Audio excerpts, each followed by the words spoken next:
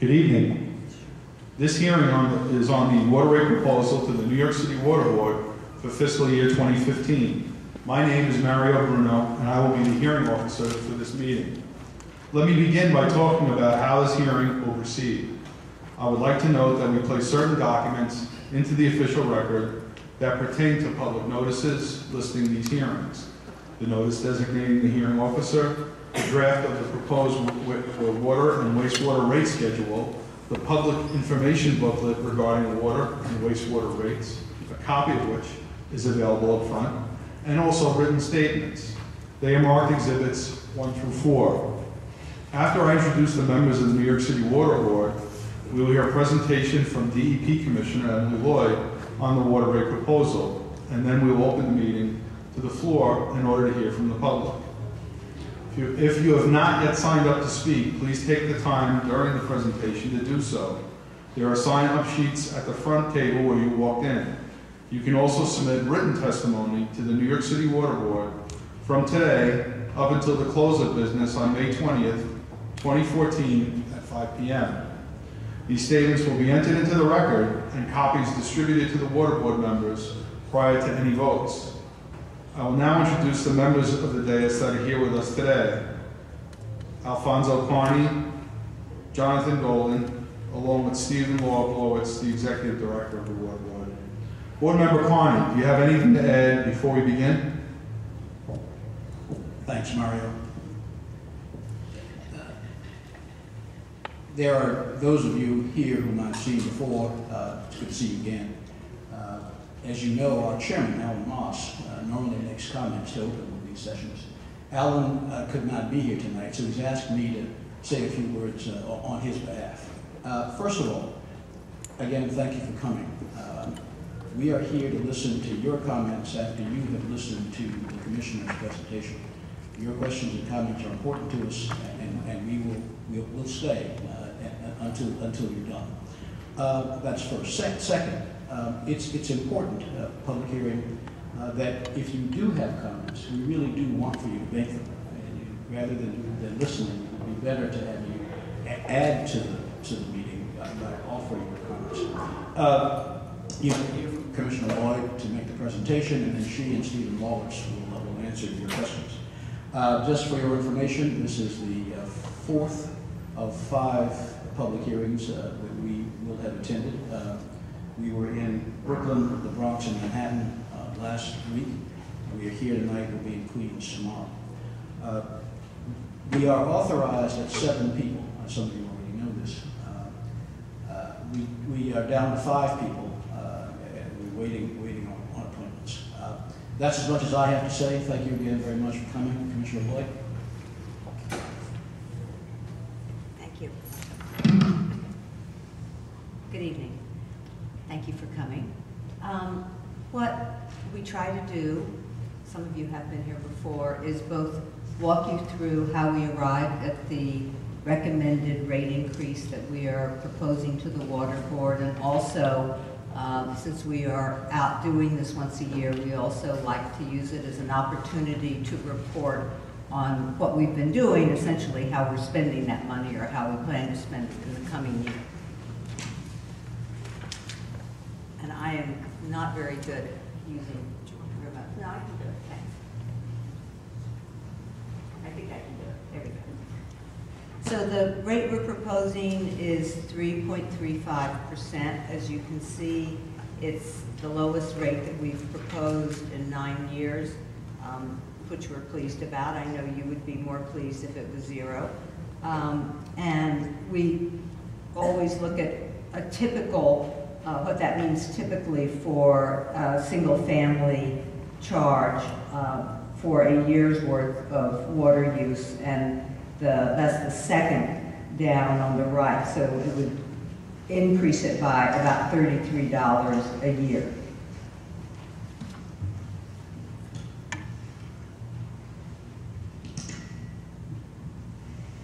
About a year ago, yikes, I'm sorry.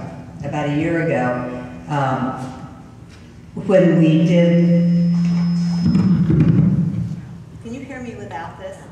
Yeah. Is it okay in terms of the sound? I know it's getting recorded. Yes. If you can hear me, I just won't use that. When we do the official statement every year before we borrow money, we always estimate what we think the rate increase will be for the following year. And so when we did that a year ago, we estimated that the increase would be 7.8%. So how are we able to propose 3.35% instead? There's several reasons for that. I'll mention a few of them. One is that this administration is returning 10% of what we call the rental payment. I'll talk about that a little bit more in a minute, but that will add $22 million towards the cost of operating the water system next year.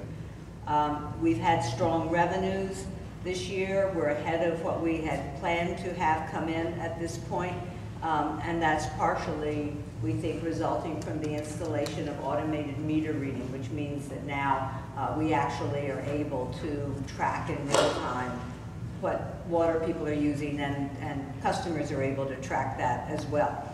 We've also benefited from low interest rates in our borrowing, and that has saved us, or we anticipate that will save us about $153 million. And we've also had some good negotiations with our regulators, the Department of Environmental Conservation and EPA and the Department of Health, the State Department of Health, and that has enabled us in some cases to substitute what we call green infrastructure. You're familiar with them here in Staten Island. Those are the blue belts, for gray infrastructure, which is both more expensive to build and more expensive to operate, and also uses a lot of energy and creates greenhouse gases. So we're very pleased at the growing use of green infrastructure. And another example is we've been able to defer covering the Hillview Reservoir in Yonkers, which would be over $1 billion project. And we continue to make the case to EPA that the water in that reservoir is protected enough and does not need to be covered. We've also had operation cost savings, about $34 million from targeted items such as chemicals and energy, and I'll talk a little bit more about those in a minute.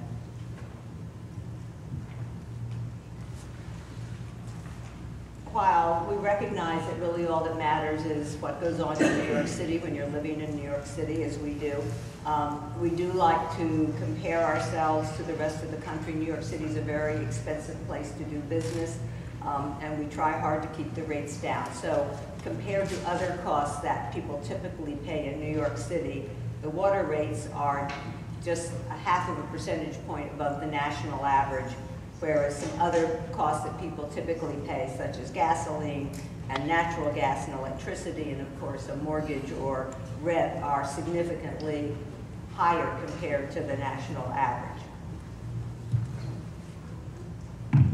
And again, looking at our water rate compared to other cities in the country, recognizing that this is an expensive place to do business, we have a water rate this year that compares to favorably in that it's only about 0.5 percentage point above the national average compared to 30 other cities. Do you need it for the recording? We need. Oh, okay.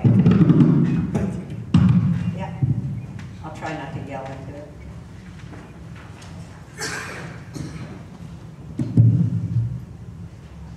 And again, one of the things that we always like to mention as part of explaining, and we'll talk about this more in a minute, is a lot of our costs have been driven by coming into compliance with federal and state regulations, but mostly federal. There are two big pieces of legislation, the Clean Water Act and the Safe Drinking Water Act. And that has had an effect on cities across the country who've had to come into compliance. So most big cities have seen, and especially older cities, have seen very significant increases in their operating costs over the past 15 years. And again, comparing ourselves to some of those other cities, you can see that we're right about at 7%, right about in the middle.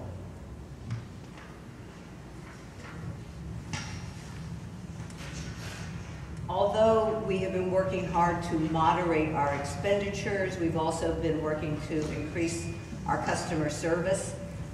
We have substantially completed the automated meter reading installation, and that has resulted in an 80% reduction in estimated bills since 2009 and a 49% reduction in billing disputes since 2011. And we think that's because people don't have estimated bills over a long period of time because someone has to find them at home to get in and read their meter. It's now reported electronically, so customers know what their bill is, and we know what their bill is, and when we talk together on the telephone, we're both looking at the same information. We've enrolled over 200,000 customers in the leak notification program. That if we see a spike in the water bill, if you've registered with leak notification, we'll bring it to your attention that you've had a spike. So if you have something going on, you'll become aware of it very quickly. And we've also offered a service line protection program. One of the unpleasant surprises that people sometimes get, happily you may live in a house for 50 years and never have it happen, but a lot of the service lines are old in the city, and if the water line from the water main to your house or the sewer line from your house to the sewer line fails or leaks, the homeowner or the building owner is responsible for fixing it, and that can be a very expensive repair that most people have not anticipated. So this leak protection program is essentially one that we've negotiated the best deal we could after taking several proposals to offer insurance with an insurer, so that if one of those, either your sewer or your water line fails, it's covered.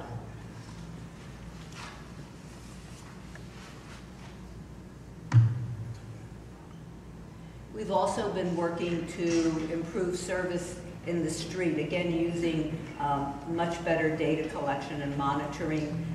We have, over the past year, reduced the time to resolve a leak complaint by 9.5%. The time to restore water after a water main break is 7% faster than a year ago. Sewer backup complaints are down 30%, and catch basin complaints are down 30%.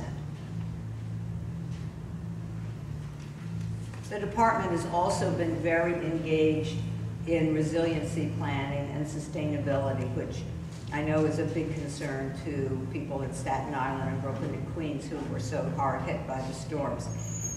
We have completed a climate risk assessment and adaptation study, which was included in the Stronger, More Resilient New York report, which laid out what the city was going to do to try to become more resilient, which includes reducing CSOs and other kinds of flooding with both gray and green infrastructure. That means more sewer lines as well as more things like the Blue Belt, and developing cogeneration plants where we reuse the methane gas. The pilot one is at the North River wastewater treatment plant in Manhattan. We've also developed our own New York City wastewater resiliency plan that recommended protective measures we could take, and we plan to spend about $300 million on those because we think they will protect us from exposure to over $1 billion worth of damage if we did not take those steps.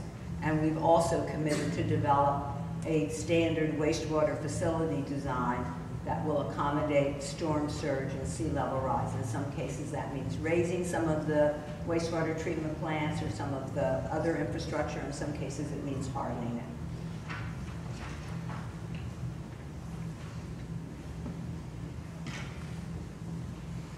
Focusing a little bit on some of the large capital projects that we've been investing in. We have completed the Catskill, Delaware ultraviolet disinfectant facility, and that is to provide a second means of disinfection for what is anywhere between 80 to 100% of our water. It's 100% of our water right now. Federal law requires 2 means of disinfection, so this is the second. The first was chlorination. We've also finished stage 2 of the third water tunnel. This is an enormous project that's been going on for 40 years and will take another 10 probably to finish, to provide a third water line to distribute water throughout New York City. The first water tunnel came online in 1970 and has been 1917 and it has been in continuous use since then. needs to be taken offline and looked at, and we know repaired. The second one came online in 1937. So the long-term goal of the city has been to have a third water distribution line so that when one had to be off service for repairs, we would have an ability to distribute water throughout the city.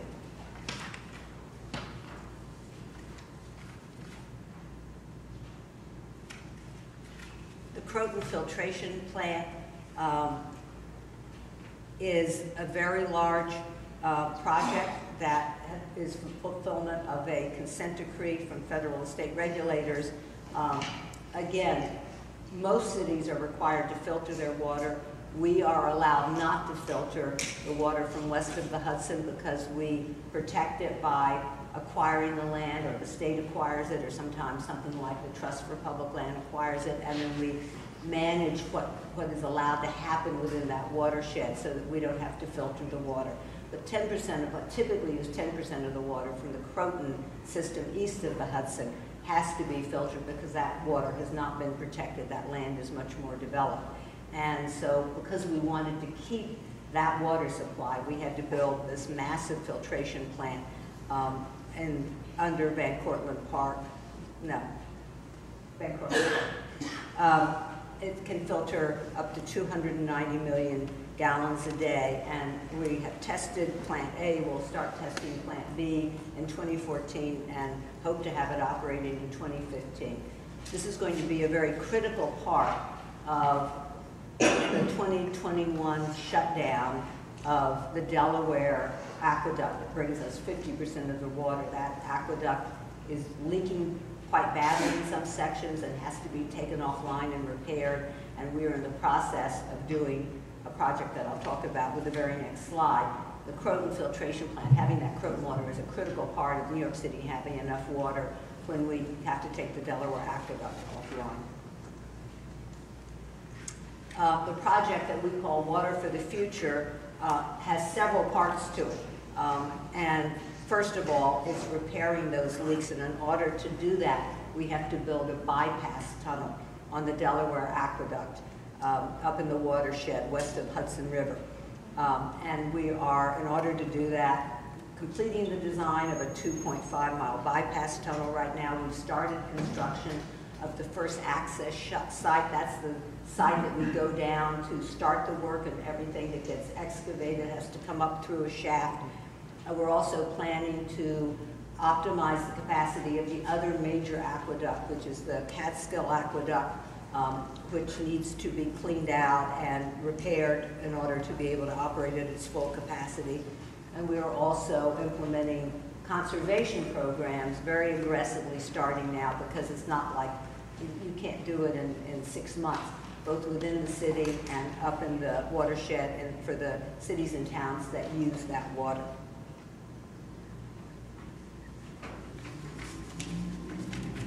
I just wanted to mention a couple of capital projects in Staten Island. Of course, I hope you're all aware of the Blue Belt system here, which is a model around the world. The next part of it is ongoing. We will eventually have built Blue Belts to cover approximately 1/3 of Staten Island's land area for providing drainage for that much, including in the South Richmond and Mid-Island areas. We're also doing a sewer expansion in Huguenot.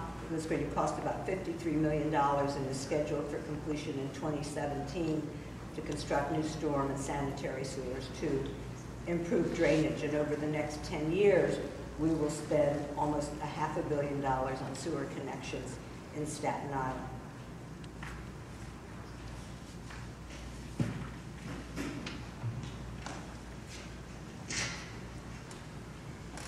Just to talk for a minute about some of the operation and maintenance changes we're making to the department to try to make it operate more cost effectively. We are achieving $12 million in savings from staffing optimization. That's about how we assign people on shifts. $11 million from renegotiating chemical contracts and making dosing adjustments in terms of particularly at the wastewater treatment plants. About $8 million from wastewater treatment improvements, such as optimizing dewaterings. The more water we get out of the wastewater before we ship the sludge, the less there is to ship and the less it costs, and about $5 million from other savings. We also are increasing the budget in some areas by about $20 million. About $13 million of that is, as I mentioned, for Water for the Future water conservation, including projects such as installing low-flow fixtures in public schools, at CUNY facilities, and Parks Department recreation centers. We've also had an increase of about $5 million in our real estate taxes upstate. Outside of New York City, where we have facilities, we pay property taxes, which is fairly typical for what most water utilities do when they have a host community.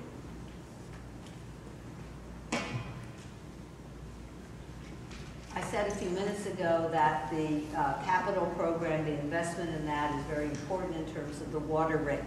And we have had a very, very large capital program ongoing for the past 10 years. Most of these, the part that's shown in black on the left, were to come into compliance with federal law. They also were very beneficial in terms of the impact on the environment, but we might not have done all of them as quickly had we not been mandated to do so. But they really dominated and pushed up our capital budget and therefore our borrowing over the past few years. As we move into the next 10 years, you can see from the gray area that we have fewer mandates, as I mentioned earlier, but we now are playing catch up on some other things that we deferred because we had such big investments to make in the mandates. So, for example, building out more sewers in Staten Island and Queens are a very high priority for us, and those are things that we're able to do now that we have a little breathing space from the mandates. This slide is meant to demonstrate how the investments continue to drive up our debt service. About 45% of our operating costs every year are paying debt service, and that's because since the Water Board, the Water Finance Authority, and DEP became custodians of the water system, we have been borrowing money to build out improvements to it. In those first years, the amounts that were being borrowed to fix up the system were maybe $500 million, about $500 million the first few years.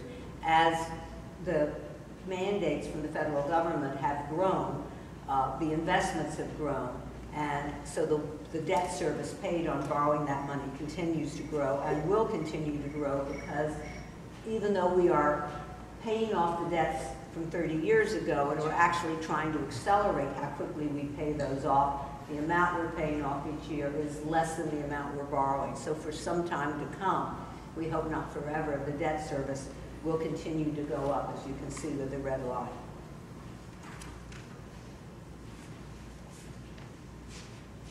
So I'd like to take a minute and just walk you through how we put together what we propose to be the water rate for the coming year. As you can see from the pie chart, as I said, debt service is about 45% of the cost of operating, followed by operations and maintenance, which I talked about a little bit. The total operating expenses that we anticipate for 2015 are $3,596 million. So if you look down the second column from the left where it says fiscal year 2015, you'll see the different things that go into that. The debt service, the operation and maintenance I talked about, the rental payment I mentioned, I'll talk about that a little more in a minute. And where it says net total system costs, the third from the bottom. Are you doing that? Thank you, Steve. The amount of money that we expect to have to expend in the coming fiscal year is $3,596 million. In addition, we keep cash on hand. In the past, that used to be 15%. Because of climate change and the big storms we've been getting, we're trying to carry more of a cushion, because if we have to do tremendous repairs to wastewater treatment plants, or for example, Up in the watershed, right after Katrina, we did an assessment of our dams and realized that one of our dams might not withstand a storm that big, and we had to go in and on an emergency basis reinforce it, and that was several $100 million. But because we sometimes have to make expenditures like that on short notice, we can't say, let's put it in the water rate next year. We keep cash on hand, and we're trying to increase that amount so that we have enough cushion. It doesn't go anyplace. If we don't need it, it helps to pay the expenses the following year. So if you look on the left-hand side to fiscal year 24 forecast, the year in cash on hand, that is that cushion that we put aside and we didn't use this year. So that will go towards paying next year's expenses. Going back to the fiscal year 2015 column, so you have the cost to operate the system, you have the cash on hand, and then the total is $4,414 million. That is what we are projecting that we need to operate the system. Next slide. We'll do the slides. Okay, again, looking at fiscal year 2015, there's that $4,414 million again. That is what we expect to need to expend or have on hand for fiscal year 15. We don't have to get that all from water rate in New York City. Against it goes the prior year's carryover, that $696 million we didn't have to spend on an emergency basis this year. And also other income we have, primarily water rates we charge the communities upstate that use water from the Catskill and Delaware, and maybe the Croton. So if you take that out, then we need, what's left is $3,512 million. So if we need that much money to operate the system, what does the rate need to be? So then we go back to what was our revenue this year with the existing rate that we have. And our revenue this year was $3,475 million. We anticipate in the coming year a drop in consumption of 1.5% because of conservation. People are continuing to use more water conserving fixtures in their homes primarily, but also in businesses. So this is one of those ironies of utilities, which is even though you use less, the basic cost of maintaining a massive infrastructure has to be maintained. So although you may save the money by using less water, some of it you'll pay back. You won't get the full savings. A little bit you pay back as a rate increase. So we take out what we expect not to get compared to this year because of a reduction in water use. And that would, if we had the same rate, give us $3,398 million. And as we said, we need $3,512. So the difference that we need to make up is $114 million. And in order to raise that money, we need to increase the rate by 3.35%. So that is essentially how we go through the thought process to decide what rate we need to recommend to the water board. Okay. The rental payment. I just would like to say a couple of things about that. The water board leases the water and sewer system from the city, and we pay what's structured in our relationship with the city as a rental payment. Virtually every utility in the country pays its host city something. Sometimes it's a payment for services, sometimes it's a rental payment, sometimes it's called something else. But almost everyone pays something, and generally we're right in the middle, again, right in the middle of that range of what water utilities typically pay the city. That payment, in our case, is based on 15% of our debt service, and because the debt service has gotten pushed up so quickly because we had to have such a big capital program, we made an agreement with the city for 3 years that they would cap that rental payment and give us back the excess over and above the level at which they capped it. And so that meant that in the coming year, we expected to get $14 million back in fiscal 15 from the city if they continue to carry out that pilot. which they have committed to do. In addition, the new administration has said that it would like to start returning some of this rental payment to the water system. And so they have committed to return 10% of the rental payment, an additional 10% next year, which is $22 million. And I mentioned that at the very beginning as being a contributing factor to the rate being less than we had projected it would be a year ago. I want to mention a few other things that we're doing this year. The first is we are beginning a home water assistance program, and this is patterned on the HEAP program, the Home Energy Assistance Program that HRA, New York City Human Resources Administration, I'm sorry, I'm very bad at acronyms, runs, where if you meet a certain income level, you get assistance with your heating bill. So we are going to begin a similar program for your water bill using the exact same criteria. HRA will qualify people. If you qualify for heat, then there will be a credit against your water bill.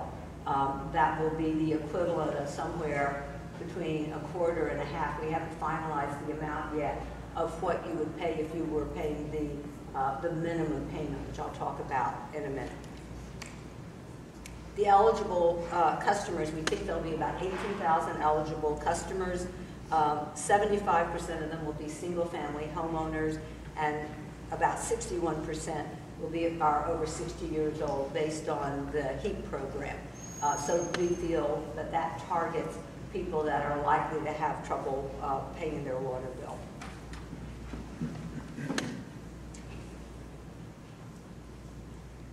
We are making another change. Whoops, sorry. Okay. Another change is to expand our leak forgiveness program. Heretofore, if you had a leak in your service line or a leak in your wall that you couldn't see and you got it fixed and told us, we would forgive some of that excess bill that the leak was causing. And we excluded running toilets and faucets because the thought was that people could see that, could hear that, and were responsible for getting it fixed if it was a problem. However, it continues to be a problem, and so about 25% of the inquiries we get, people having problems with their bill, are because of fixtures for toilets and faucets. So we have decided to expand the leak forgiveness program, again, in order to encourage people to get it fixed quickly. This is going towards our conservation goals. It's also a customer-friendly thing to do, we hope. And so those will now be qualified, and if you come in within a certain amount of time, you'll be able to show that you've gotten it fixed and get a credit for that excess bill.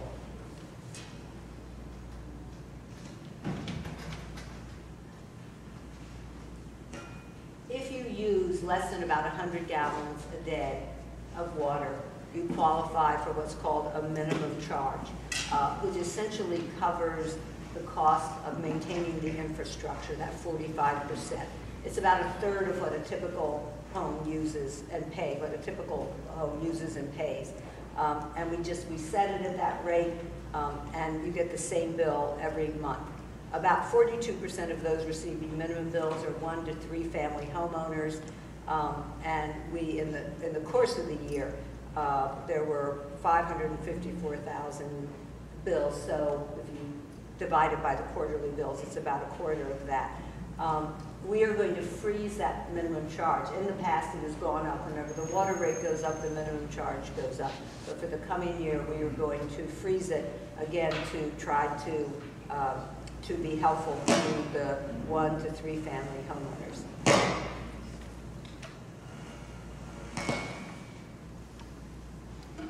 Just a quick word about the service line protection program. 141,000, or about 21% of our customers have signed up for that. For at least one, most people sign up for both. But if they know they've already put in a new water line or a new sewer line, obviously they don't need to do that. It's about $4, it is $4.49 a month for the water coverage, $8.47 a month for the sewer coverage. and that charge can be increased periodically based on the Bureau of Labor Statistics Plumbing Producer Price Index. This is one of the years when they are allowed to raise their rate. It will be raised to $8.47, which is about a 6% increase.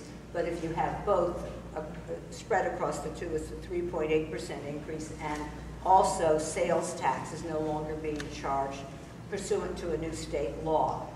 So that will offset the increase.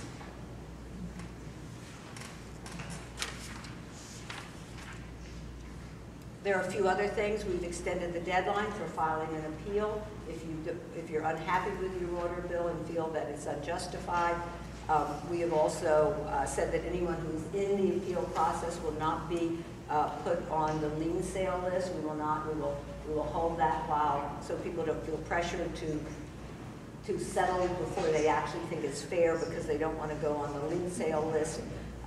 And we will suspend interest if someone requests it for 90 days if they have an automated meter reading system installed and they have a catch-up bill if they've had estimated bills, for example. So that gives people a little breathing space. And finally,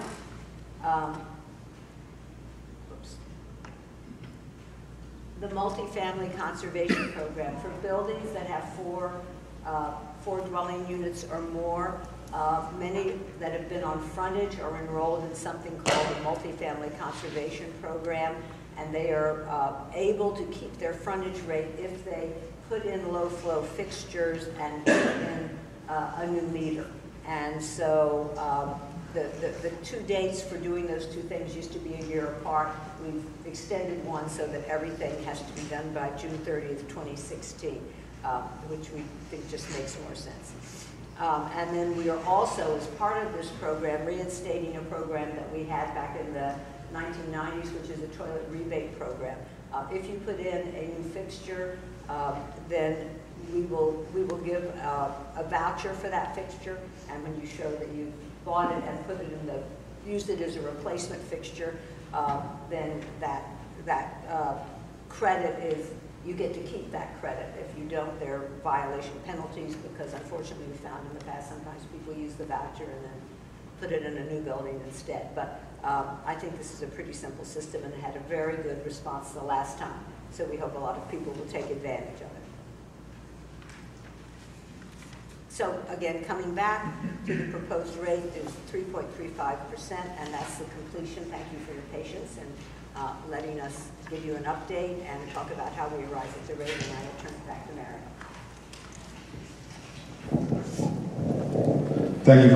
Thank you very much, Commissioner. We are now going to open up the floor to comments from the public. Speakers will be called up in the order they're listed on the sign-in sheet. If you wish to speak and you have not signed up yet, please do so now. I would like to call on our first speaker who has joined us, City Councilman Stephen Mattia. Councilman Mattia.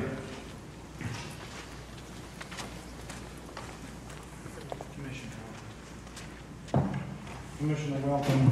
And welcome back to DEP. Welcome to Staten Island. Had the pleasure of working with you as a staffer of the City Council. I want to make a few points. First, to the board and the commissioner, please don't take the light crowd tonight as a sign that Staten Islanders do not care or acceptance of the water rate hike. My constituents are tired. They're tired of being taxed and their water bills are rising, cost of living rising, salaries not rising, seniors on set incomes.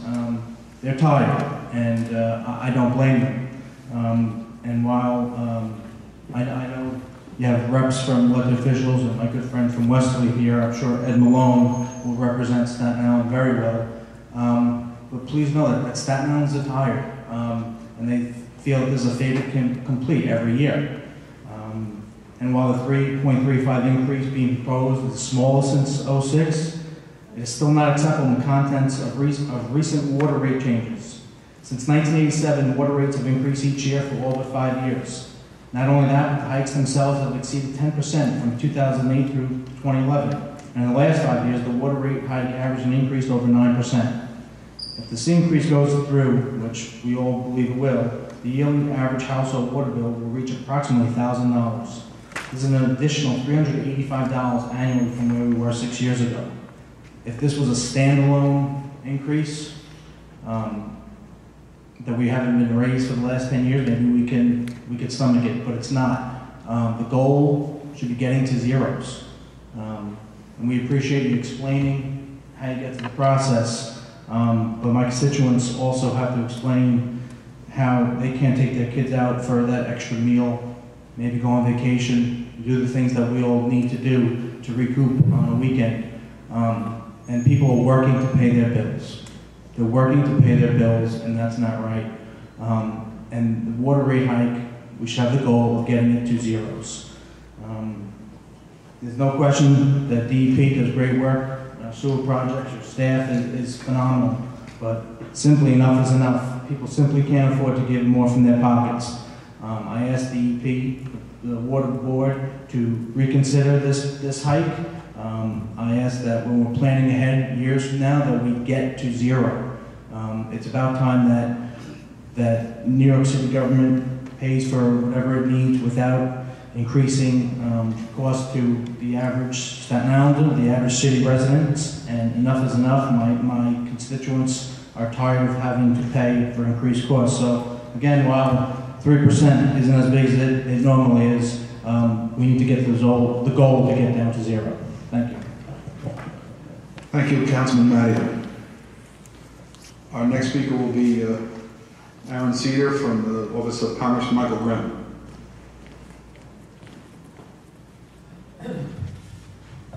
I'm writing to express my strong opposition to the proposal to once again increase water rates for residents of the City of New York. I am deeply disturbed that the city would make such a request when our families and businesses are still being forced to tighten their belts to make ends meet. And while many in my district have yet to rebuild and recover from the devastation wrought by Superstorm Sandy. It is not enough simply to claim sympathy with people in struggling times. This latest attempt to hike water rates speaks far louder than words. It is just one more chapter in the tale of another toll, another tax, and another government hand into the pockets of my constituents. This is a story that people of my district know all too well, and it always ends with the government telling us that it could have been worse. When the MTA raised the toll on Bernikow, we were told it could have been worse. When the Port Authority raised the tolls on the bridges and tunnels to New Jersey, we were told then it could have been worse. Now the city tells us again it could be worse, that perhaps we shouldn't be as upset because this proposed increase isn't quite as high as the hikes that have been enacted in the last few years. The sad truth is that it could be worse, and it will be worse because the long parade of agencies and authorities asking for more money from our taxpayers seems to never end. The key word in all this is accountability. No one is held accountable for these water rate hikes. We have unelected bureaucrats determining the rates. However, I would like to point out that according to New York City, board members are appointed by the mayor. In this case, it would be Mayor de Blasio. The mayor is the one that should be held accountable for these water rate hikes. The same mayor that just last year when he was a candidate called this a stealth tax. This is the same mayor that last year when he was a candidate said in regard to the rising costs related to water bills that is wrong and has to stop. Well, I agree with the mayor that is wrong and it has to stop. And now is the time then for Mayor de Blasio to live up to the words of candidate de Blasio. These stealth taxes are the reason why numerous of my constituents seek to move elsewhere. This is a quality of life issue that must not be ignored. Staten Islanders pay far more than a fair share and never get back their fair share in return. I ask that you reconsider this proposal and not throw another burden on the back of my constituents. Thank you. Thank you, Mr. Cedar. Our next speaker will be Chris DeChico with the Office of Staten Island Borough President James Otto. Mr. DeChico. Borough President Otto regrets that he wasn't able to come this year. He's usually here at these hearings, but he has scheduling conflict. But Commissioner, he looks forward to seeing you tomorrow in our meeting. I'm just going to read this testimony. Thank you for giving me the opportunity to testify at this hearing. My first since being elected Borough President. I've been offering testimony about proposed rate increases every year since 1999, the year I was first elected to public office. And every year I found myself testifying against inevitable increases. Unfortunately, I can never talk about how pleased I am that the rates have gone down, because they never do. The sad, simple truth is that conditions are rigged so that water rates are always rising and never falling. Yes, the rate of the increase can vary. This year, the percentage increase is lower than in past years, but numbers don't lie, and we cannot fake reality, as much as we'd sometimes like to. Here's all we need to know. When this proposed increase is finalized, and I have no doubt that it will be, the combined water and sewer rate will be $9.58. This represents, since 1999, an increase of 295%. It has risen more than double the rate of inflation. That is unconscionable. I do understand that the DEP has worked hard to control costs, but these measures simply do not help struggling homeowners put bread on their table. So while it is good to see the 10% of the rent paid by the DEP to the city is being returned, it is simply not enough. And while we are nearing the completion of many large mandated projects, the interest on the debt needed to fund them will continue long into the future. Our ratepayers don't need me to point out how the steady drumbeat of increases pushes them to the breaking point. And I'm not going to bore the people who came out tonight with a laundry list of statistics. Tolls, taxes, gasoline prices, food prices. This background noise of rising costs is rapidly becoming a cacophony. It needs to stop. Thank you again for the opportunity to speak my mind tonight. Though the outcome may appear to be inevitable, we can never allow that to deter us from speaking our minds. Thank you. The next speaker will be Ed Malone, the treasurer of the Westerly Improvement Society and homeowner. Mr. Malone. Thank you very much. The DEP has proposed an increase in our water rates of 3.35%, lower than expected. However, this increase, on top of all the other rate increases since 2003, constitutes a 156.8% increase in our rates. For the past few years, DEP has asked us to conserve water, and we have responded in a very positive way. The downside to conservation, according to the DEP and the board, is a reduction in revenue, and more than likely, future increases will be imposed upon the ratepayer. On April 23rd, 2014, and updated April 24th, 2014, on SI Live, Jillian Jorgensen, a reporter for the Staten Island Advance, had a telephone interview concerning the proposed rate increase with Emily Lloyd, the newly appointed DEP commissioner. She was the previous commissioner during many of the years of huge increases, and thank you for the first time coming to Staten Island at one of these hearings. The gist of the conversation was rate increases are mainly a result of mandated projects and conservation, which brings in less revenue. The Croton filtration plant is touted as one of these mandated projects. In 2006, the board's Blue Book indicated that the project would cost $1.3 billion, and in 2009 it was reported that the project would be completed in 2011. The cost is now $3.2 billion and is still not finished. $1.9 billion over the original cost, and 2015 completion date is 9 years to complete. The Empire State Building was built in 1 year. Don't you think, Ms. Lloyd, the increased costs and delays contribute greatly to the debt increase? I'm not going into all the fraud that took place on this project. I've done that many times. Let's look at the conservation issue. The following is from the recent meetings of the Water Board. June 14, 2013. Revenue ahead of targeted amount, $136 million. Usage down 8%, 8.8%. Collections ahead, 4.8%. October 11, 2013. Collections ahead, 4.8%. $65 million ahead of targeted amount. Consumption dropped 2.4% compared to the same period in fiscal 2013. December 13th, 2013.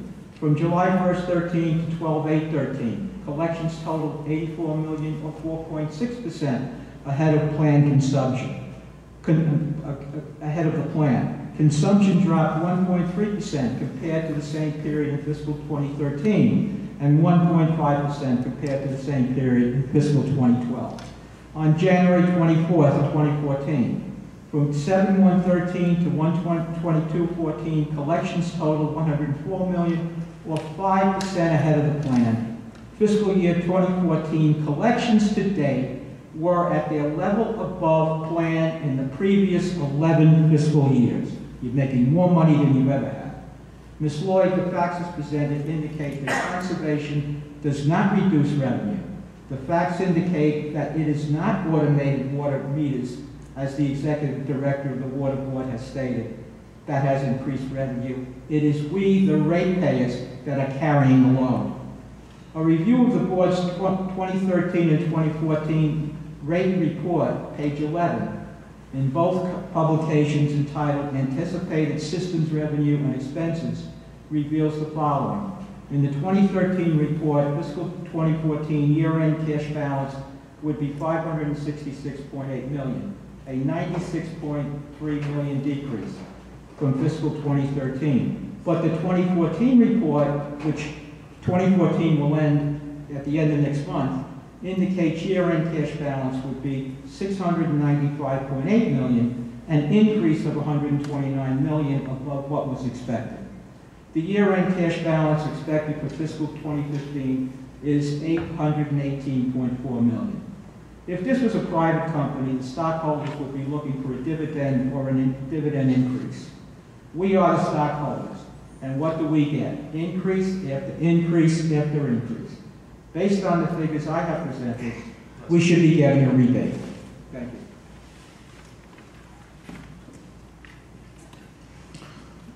Thank you, Mr. Malone. The next speaker will be Michael Morrell, President of the Westerly Improvement Society. Good evening, Mr. Chairman. My name is Michael Morrell, and I'm President of the Westerly Improvement Society. The Society is a civic association which represents over 700 residents and homeowners in the westerly section of Staten Island. I'm testifying once again to oppose the imposition of yet another rate increase in water and sewer rates on residents of the city. This year's proposed 3.35 increase comes after many years of continuous rate increases.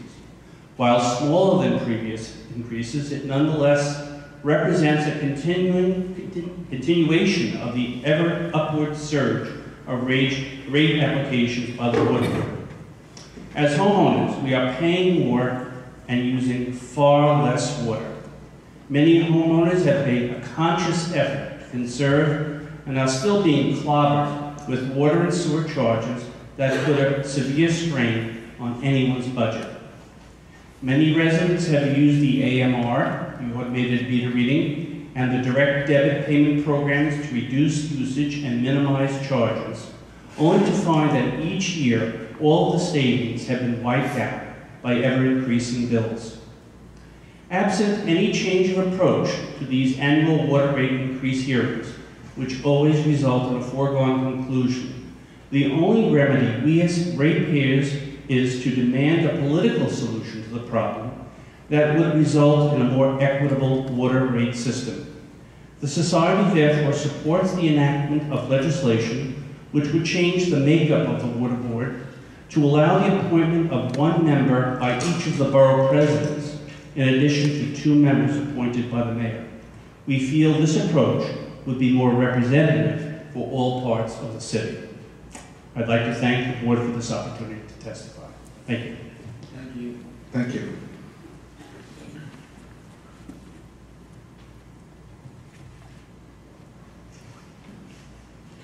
Our next speaker will be a resident of Staten Island, Roy Moskowitz.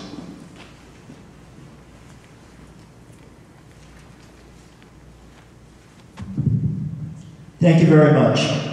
I'm going to be talking about not necessarily rate increases, but actually how we make our payments. And I've been addressing this every time you've had a hearing, and I've been addressing to the DEP, I've been addressing to the offices of elected officials. The DEP is the only for-profit, non-profit, or government entity in the world that accepts MasterCard but does not accept Visa. New York banks are either MasterCard or Visa shops. Most of the popular New York City banks, such as Chase and TD, are Visa shops. Citi is the only major New York City bank that issues MasterCard rather than Visa products. Not being able to use the Visa credit and debit cards issued by their banks to pay their water bills severely inconveniences the majority of New Yorkers who are not city customers. When I've inquired about this, why you don't accept Visa, the executive director, Stephen Lawrence, and treasurer, I'm probably going to butcher her first name, it's interesting she didn't show up this time, McLean, both told me that Visa takes a cut of non-Visa transactions or forces them to use Visa for non-Visa transactions. I've asked several people affiliated with the credit card payment industry, and no one has heard anything like this. Please also note that Ms. McLean is a former Citibank employee. And also interesting to note that just in 2012, changed all your payment processing to Citicorp as well. Basically what I'm looking for is to have the freedom to use Visa products to pay my bill. And I haven't paid my bill in quite a while because I was hoping there'd be a change of executive director with the new administration.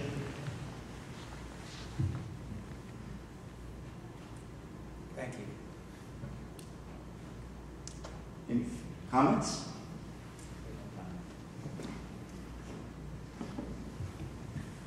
I just wanted.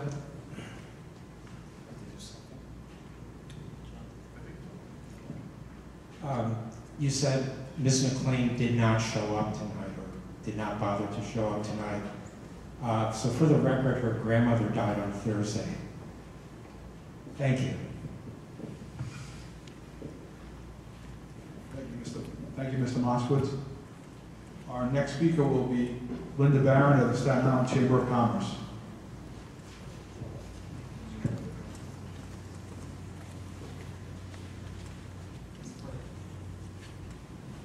Good evening, and thank you, Commissioner Lloyd, for coming to Staten Island to hear us this evening, and thank you to the board members for being here.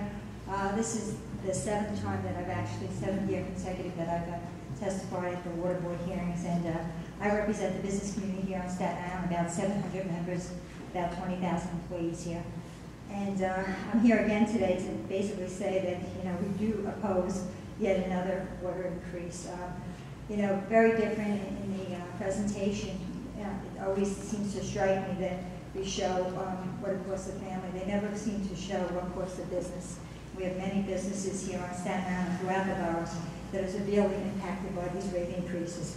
And even though this year is only 3.35%, the last administration was 165% overall during that administration. So tacking another 3.35% on, it's just, the businesses these days, and I know you've heard it, but between energy costs and health insurance bills and everything, this is just another nail in the coffin for them. So I really think that the water board needs to look at the funding mechanism. These bills, I know there are unfunded mandates the federal government straps you with, but cannot be put on the backs of business owners and residents. There has to be some kind of a mechanism. The 10% rental payment back to the city, that is a great step in the right direction. We need to see more, more alternatives of ways to stop, placing this burden on our residents and our businesses.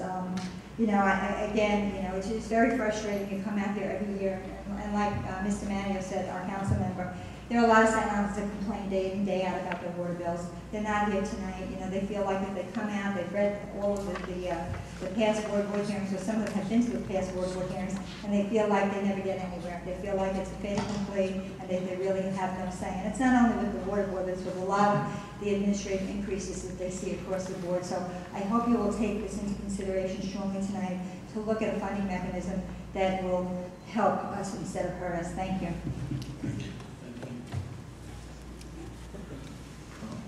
Our next speaker is Brian Whalen, Staten Island resident. Thank you very much, Commissioner. Thank you, Joan. As a Staten Island resident, I just felt it was my duty to come here as a citizen and observe the process, and to also observe a thing or two that doesn't really make sense to me. The biggest thing is this. I hear politicians getting up year after year telling me that there are no tax increases. Well, this is a tax increase. I don't know why the numbers for the DEP are gathered separately. I think a politician should not have the ability to